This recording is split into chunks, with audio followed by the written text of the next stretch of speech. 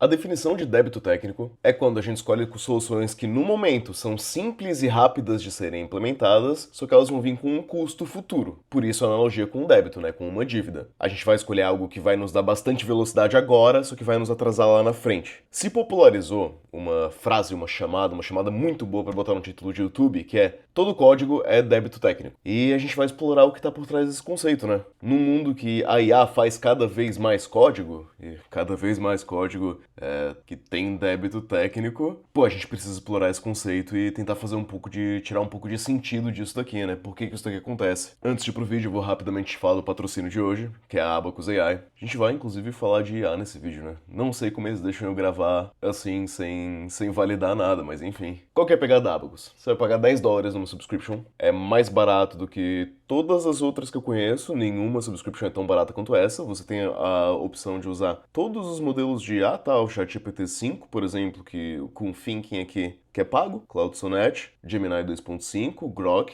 Pode usar todas essas IAs no chat. Você tem acesso também ao DeepAgent, que criou aqui pra mim um clonezinho do Notion, que você pode ver, funciona aqui perfeitamente. Eu posso criar meus documentos aqui nesse clonezinho. Ó, tem aqui os documentos que eu posso editar. E tem, né, código de verdade. Eu poderia pegar isso daqui como um MVP, um ponto de partida para eu construir algo mais avançado daqui. Te oferecem também essa ideia aqui, que é um fork do VS Code, que tem um chatzinho aqui com um agente, né? Então, a gente pode pedir pro chat GPT 5 ou para qualquer IA, né, consertar o meu código aqui. Tudo isso por $10. Vamos falar de débito técnico. Duas palavras eu vejo falado bastante aí, que são feature creep e build trap, né? Na verdade, são 4 palavras. Todo projeto novo, na minha visão, precisa cortar isso daqui o máximo possível. A resposta para tudo que você pensar que seria legal implementar no seu projeto é não. A gente não vai fazer isso. Por quê, né? Quando você pega um projeto inicial, um MVP, ele provavelmente vai surgir na ideia de um monolito, na ideia de MVP, Minimal Viable Product, certo? Produto mínimo viável. Produto mínimo tem Dark Mode? Não, não tem. Sempre, né, surge uma ideia brilhante de alguém bem intencionado na empresa que vem, pô, não seria legal a gente adicionar Dark Mode no nosso produto? A resposta é não. A resposta que você tem que dar é não. Não seria legal a pessoa poder fazer login com o e-mail dela, com o GitHub, com o Google, com várias formas diferentes de autenticação? Bom, se você tem que desenvolver isso daí, a resposta também é não. Pô, a gente tá criando aqui um software para um CRMzinho aqui. Não seria legal se tivesse um chat de IA para a pessoa poder usar um agente de IA para organizar as coisas da empresa dela? A resposta também é não. A resposta para todos esses problemas é não. Até você achar o mínimo. Até você encontrar uma feature que o seu cliente está disposto a pagar para usar, todos os não seria legal, a resposta é não. Por que a resposta é não? Código é bagagem. Código é uma bagagem que você vai ter que carregar consigo para sempre, basicamente. No momento que você cria uma feature e as empresas assinam o seu serviço para usar aquela feature, isso vai ter ramificações, cara, talvez para sempre.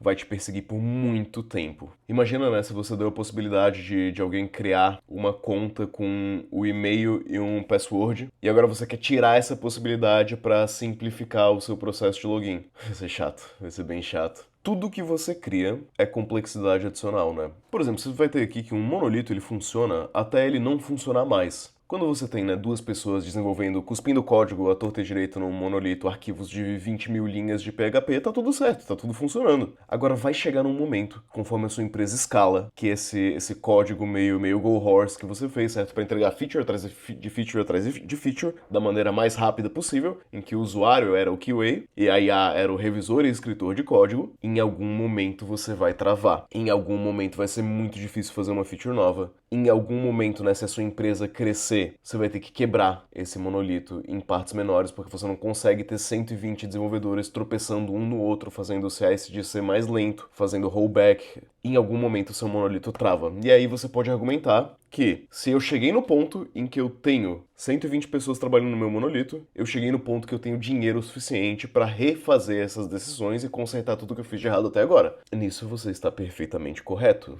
O problema é que às vezes você chega nisso antes de você ter o dinheiro suficiente para corrigir isso. Às vezes A sua bagagem de código, a quantidade de código que você... Pô, e a gente precisa falar isso num mundo de IA, né? A quantidade de código que vai sendo agregada cada vez mais rápido nas codebases vai adicionando uma bagagem cada vez maior que você tem que carregar nesse software, que vai deixar o software ser mais complexo para features novas, que vai deixar ele ser mais frágil, certo? Mais código é mais fragilidade, é uma superfície de ataque maior para vulnerabilidades. A chance dele ficar tão grande e cair em cima do próprio peso acaba sendo alta. Talvez isso aconteça antes do software gerar dinheiro o suficiente para trazer mais gente para trabalhar nele e consertar todos esses problemas, todo esse débito técnico. Com isso a gente tem um custo de manutenção. Custo de manutenção não em dinheiro, mas em horas, que na verdade se converte em dinheiro, porque você paga os desenvolvedores com dinheiro, certo? Você encontrar o bug num software de 10 linhas é rápido. Num de 10 mil demora muito mais. Mas aí você pode contra-argumentar, né? Bom, se eu tiver observabilidade perfeita, eu consigo encontrar um bug num software de 10 mil linhas de maneira muito rápida. Sim, mas o quanto tempo demora para você implementar a observabilidade perfeita num software de 10 mil linhas? Isso também gera um custo. Isso também gera... Essa observabilidade, ela tem que rodar em algum lugar, certo? Você vai ter que usar um CloudWatch, você vai ter que usar alguma solução, ou que seja ela open source ou não, seja ela própria da empresa ou não, você vai ter que usar essa solução. Isso tem sim um custo de manutenção, né? Se a gente ficar na ideia de dark mode e ter um bug que só acontece no dark mode, ou então eu tenho que pensar em design claro e escuro, eu tenho que pensar em cores, claro e escuro, que se traduza bem, que seja visível, né?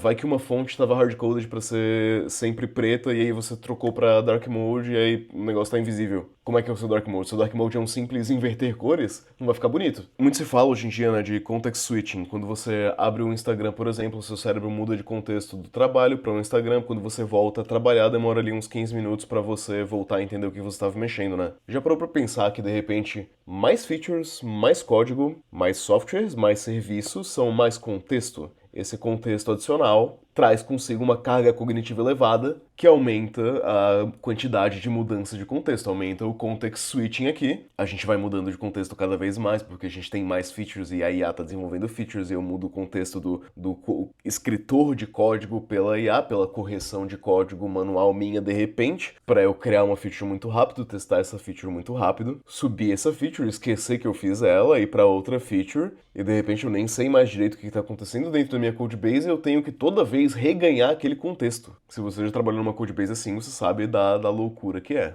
Essa pegada aqui do monolito funciona muito bem até não funcionar mais, vai gerar uma certa inflexibilidade, né?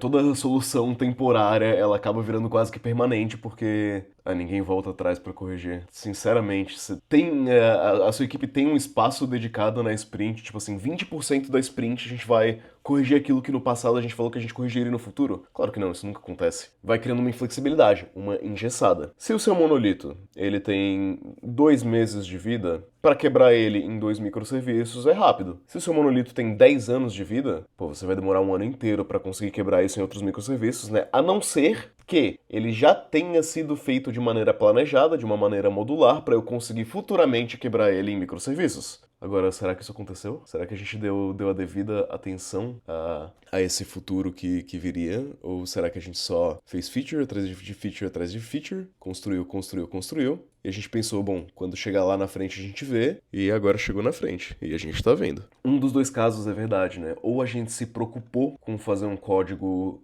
com sanidade. O que é um código com sanidade, né? Eu não tô falando aqui pra gente seguir o clean code à risca. Eu tô falando aqui, é uma questão básica do básico. É um código compreensível, documentado, modular e testado na medida em que ele precisa ser testado. Você não precisa ter 100% de test coverage, não precisa. Você não precisa que todas as suas funções sejam funções puras e mônadas e sei lá o que, não precisa. Você não precisa que tudo seja uma classe com interfaces, com build factory, com sei lá o que, não precisa. Mas assim, vamos fazer uma analogia com uma casa. É legal que a sua casa esteja organizada e limpa. Ela não precisa ter o mesmo grau de limpeza que um hospital. Pegou a ideia, mais ou menos? É legal. Assim, você tem que bater o olho no código e falar, isso tá compreensível para um desenvolvedor decente? Tá. Isso tá documentado de uma maneira que, assim, realisticamente, alguém entrando no projeto agora consiga contribuir para esse projeto em 1, 2, 3, um mês? Se a pessoa vai conseguir, sem muita ajuda, baixar o software, rodar o software, entender ali os layers, os serviços, a maneira com que a gente organiza esse software, isso está descrito, isso está documentado, isso está compreensível? Se tiver, legal. Ele está modular no sentido de, pô, se eu precisar de repente pegar a minha parte aqui que lida com, não sei, e-mails, tá? Tirar isso daqui da Codebase, tirar completamente o envio de e-mails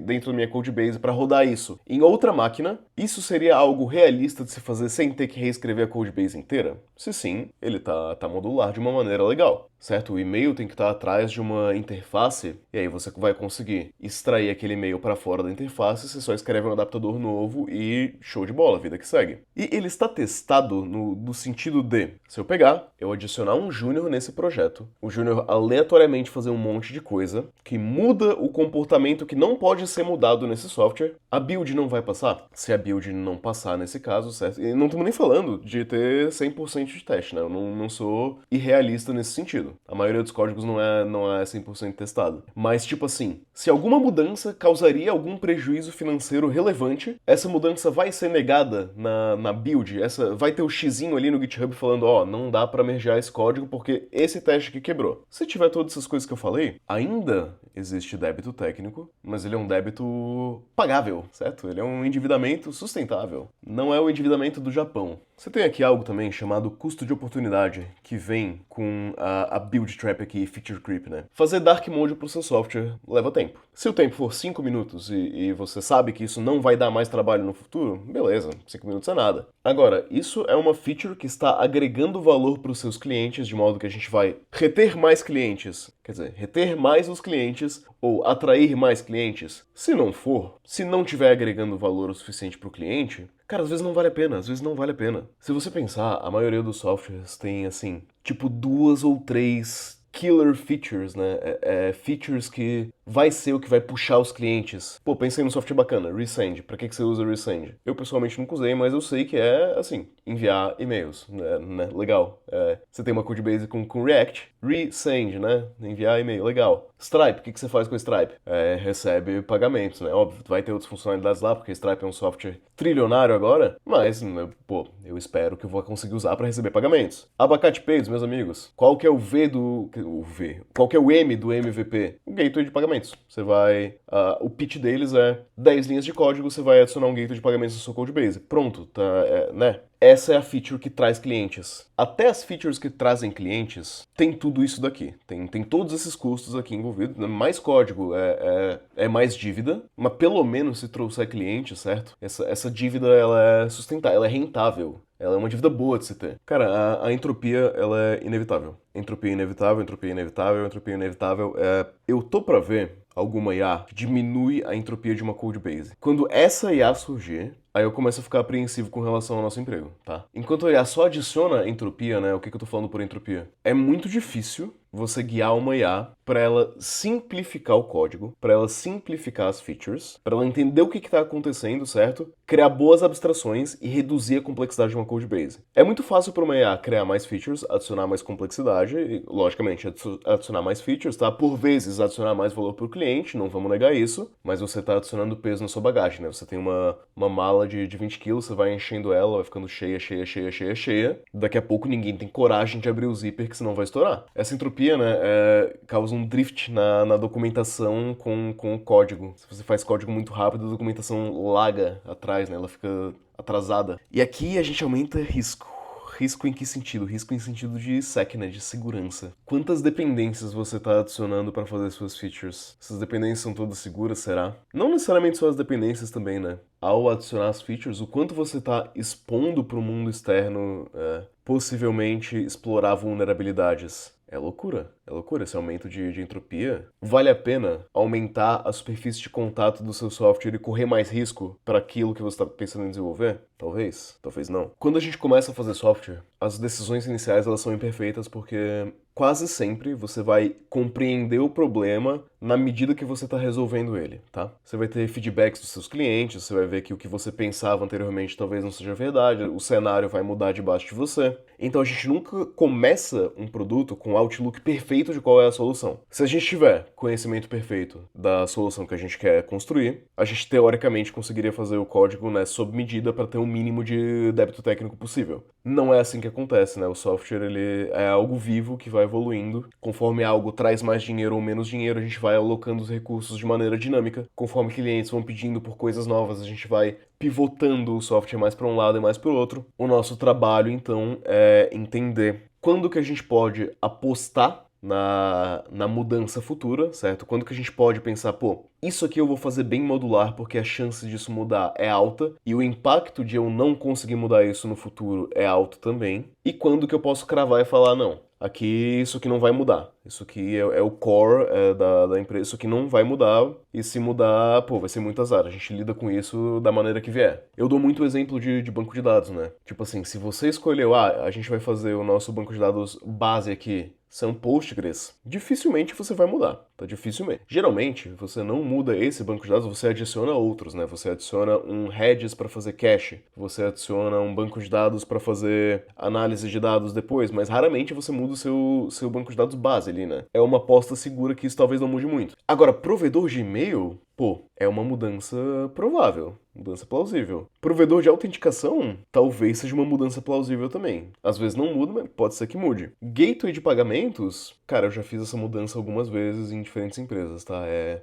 delay. O gateway de pagamentos que você está usando vai crescer muito o preço, você vai pensar, pô, vamos mudar para algo mais barato, né? Faz sentido monetário. Então a gente tem que ter esse tato para tentar não criar muito código, que código é débito técnico, mas entregar valor na medida do possível. A gente sempre tem o trabalho, né, de tentar prever quão provável é que isso aqui mude no futuro, o quanto que isso aqui vai mudar, quanto que vai dar trabalho de mudar, né? Qual a velocidade que eu vou precisar mudar isso, né? Pô, um exemplo bom, provedor de IA, né? Você tá usando lá o ChatGPT, de repente você tá usando o Gemini do Google, de repente você tá usando o Claude Sonnet, o Grok, é tudo uma API, cara, isso aí tem que estar modularizado, isso aí tem que estar atrás de uma interface, totalmente ali ports and adapters.